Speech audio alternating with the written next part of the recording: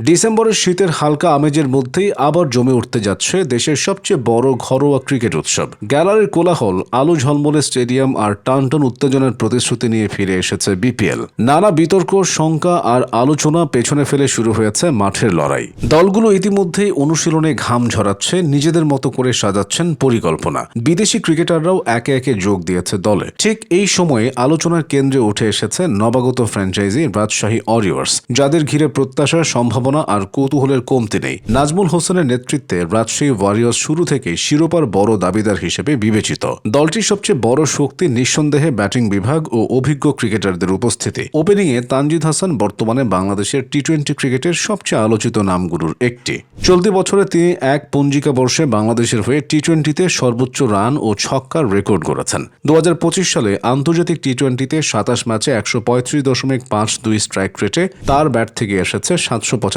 Run. আগ্রাসী ব্যাটিংয়ের পাশাপাশি ইনিংস গুছিয়ে নেওয়ার ক্ষমতাও রয়েছে তার, যা রাজশাহীর জন্য বড় ভরসা। তানজিদের সঙ্গে ইনিংস উদ্বোধনের সম্ভাব্য সঙ্গী পাকিস্তানের সাহিবজাদা ফারহান। তিনিও এই বছরে দুর্দান্ত ফর্মে রয়েছেন। পাকিস্তানের হয়ে 2025 সালে টি-20তে সর্বোচ্চ রান সংগ্রাহক তিনি। এই দুই ওপেনার যদি শুরু থেকেই প্রতিপক্ষ বোলারদের উপর চাপ তৈরি করতে পারেন, তাহলে রাজশাহীর ইনিংস আরও ভয়ঙ্কর হয়ে উঠবে। ওপেনিংয়ের বিকল্প হিসেবে আছেন জিসান আলম। মারমুখী ব্যাটিংয়ের জন্য তার আলাদা পরিচিতি রয়েছে। টি-20তে 138.92 স্ট্রাইক রেট তার সামর্থ্যের প্রমাণ।